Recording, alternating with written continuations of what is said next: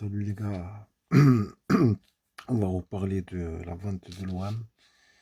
Voilà, je sais qu'on insiste avec ce sujet depuis un bon bout de temps, mais bon là je j'enquête un peu. C'est vrai que bon, il y en a qui disent que Thibaut Vésirien c'est un mythomane, c'est un mytho et tout, mais bon, je sais pas, quand je l'entends parler, je sais pas, j'ai des doutes sur sa mythomanie que les gens ils disent quoi. Je sais pas, parce que bon, quand même, c'est un mec qui travaille à l'équipe. Je veux dire, quand même, bon, il n'est pas non-stop à l'équipe, c'est pas, il n'est pas là-bas tous les jours, etc. Mais quand même, c'est, il est souvent là-bas, quoi. Je veux dire, bon, s'il manquerait de crédibilité, après, s'il se crame, il pourrait se cramer. Et, je veux dire, après, on le ferait, même si c'est un intervenant qui vient de temps en temps, eh bien, il le ferait plus venir. Donc, il a beaucoup à perdre. Donc je le sens déterminé dans... Bon, attendez, je vais vous montrer un petit truc. Et bon, après, chacun fera... Je pense qu'il y en a qui ont déjà dû voir cette vidéo. Mais chacun en tirera des conclusions, pas hâtives, bien entendu, mais fera un jugement. Et moi, ça... Sérieux, je doute là. Franchement, j'y crois. Bon, c'est pas, comment dire, c'est vrai qu'on a tous envie que l'OM il redevienne le club d'antan et tout, etc. Même si c'est toujours dans l'esprit ce club, mais je veux dire, voilà quoi. Bon, attendez, je vais vous envoyer ça. On va voir ça.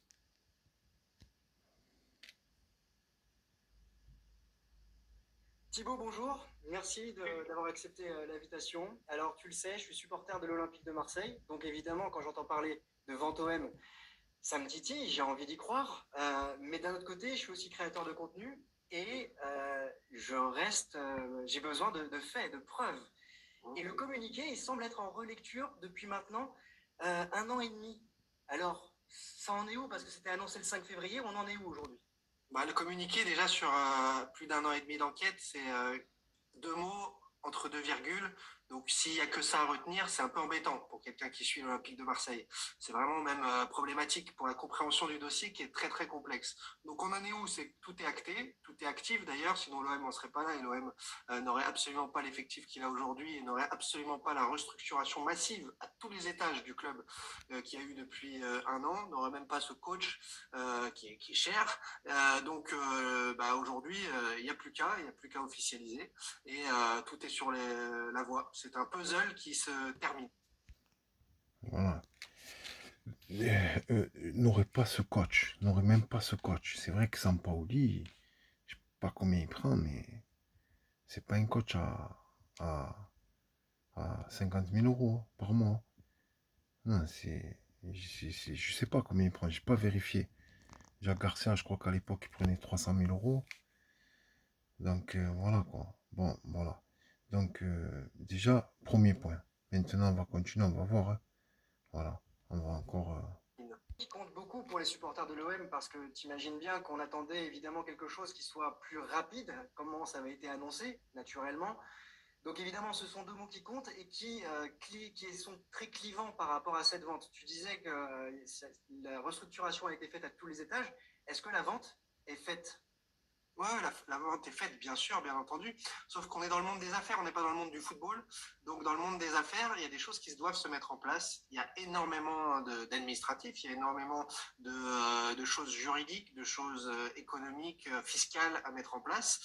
Sans parler du contexte aussi politique, géopolitique aussi, du contexte Covid. Et donc, en effet, il y a eu un retard dans l'officialisation, ça c'est clair et net. Pour autant, ça ne les a pas empêchés de travailler, de mettre en place et de métamorphoser le club, parce que c'est une métamorphose, hein. Quand on parle de la formation, par exemple, dans ce club, il faut savoir qu'il n'y a aucun jeune qui a un peu d'avenir ou d'envie d'avenir dans le foot qui voulait signer à Marseille. C'était pas du tout un centre de formation ou dans le top du top. Et aujourd'hui, Marseille se bat avec les Manchester, avec Liverpool, l'Inter ou d'autres grands clubs pour récupérer des pépites. Donc voilà, à vous de juger.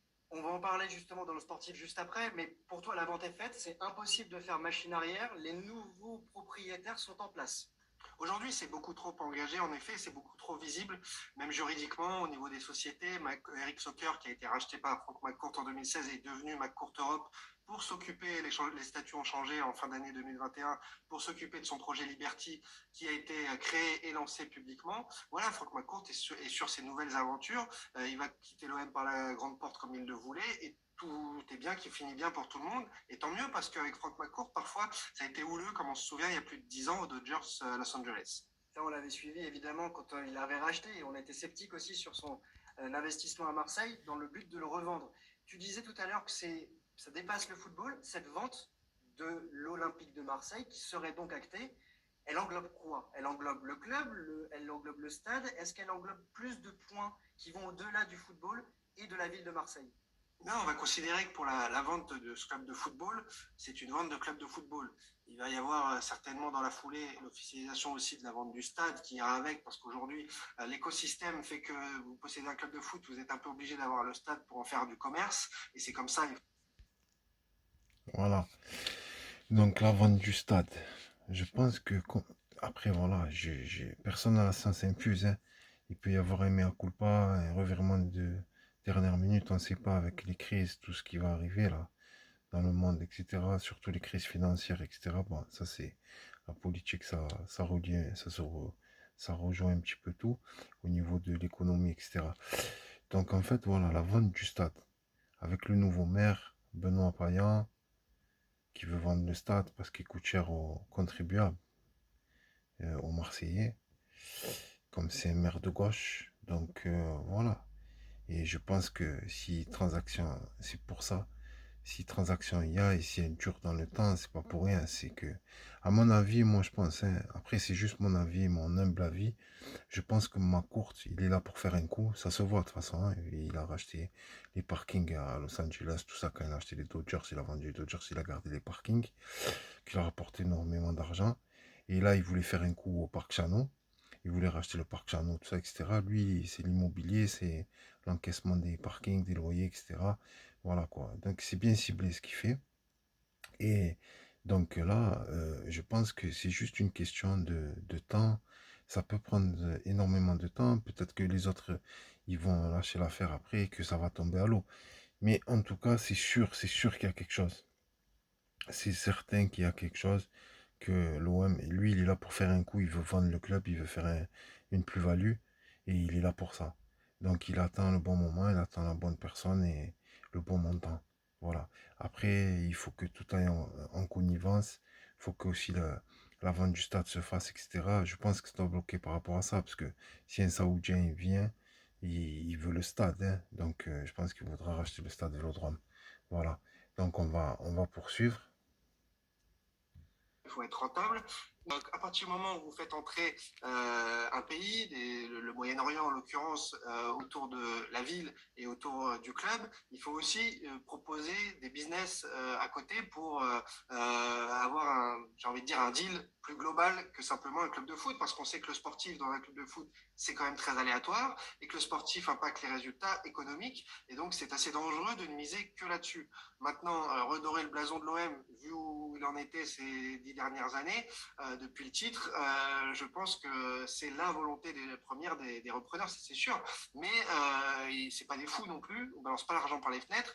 Donc à côté de ça, il y a eu forcément des négociations aussi pour d'autres biens et pour d'autres activités, notamment immobilières, des choses comme ça. Mais ça, c'est parallèle au football. Alors, c'est une question qui est revenue de nombreuses fois sur Twitter hier. Est-ce que tu as des preuves tangibles qui montrent que c'est acté aujourd'hui? C'est ce que demandent énormément de supporters quand même. Ouais, bien sûr, ça c'est mon travail de journaliste, c'est multiples sources à tous les niveaux. Ce qui est fabuleux avec l'Olympique de Marseille, c'est qu'il y a des sources dans tous les métiers en fait, et des gens que je connaissais pas, même qui m'ont contacté exprès parce que ils étaient contents de mon travail, etc., etc.